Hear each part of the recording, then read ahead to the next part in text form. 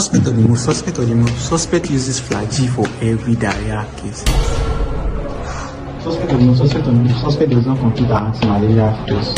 Know you are guilty as charged as much as the suspect. In a tweet dated September 2023, a ex-user posted an antibiotic sensitivity test result of a patient who was resistant to 6 out of 10 antibiotics.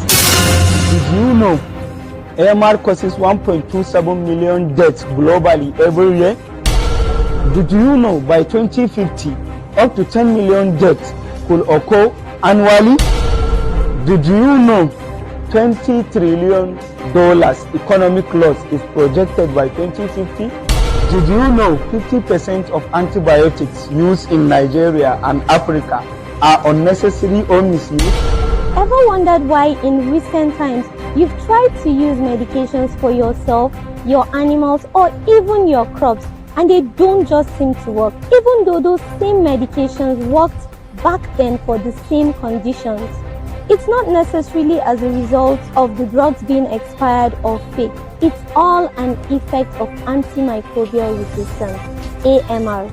So most often than not, when we talk about AMR, people often limit it to just resistance against antibiotics. That isn't entirely true, as antimicrobials are generally agents that are used in the treatment or prevention of infections caused by viruses, parasites, fungi, or bacteria in human animals and even in plants. Hence, antimicrobial resistance can happen even with antiparasitic medications and antifungal drugs in these classes of living things. Antimicrobial resistance occurs when these antimicrobials are no longer effective against these disease-causing organisms because we have abused them.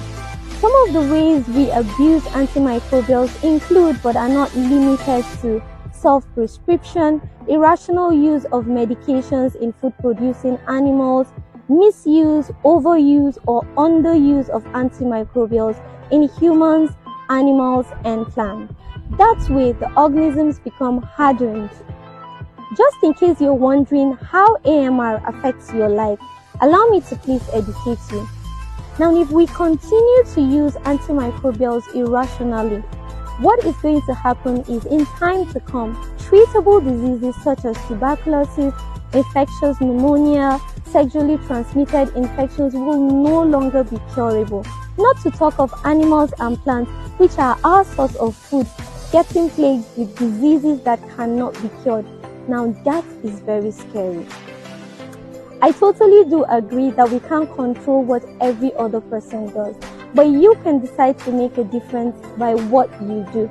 For instance, as a livestock farmer, choose not to give your animals medications indiscriminately without consulting with a veterinarian. Also, visit your physician and do not prescribe medications to yourself or your family members when you feel unwell. Also, don't go around spraying your crops without consulting with a specialist.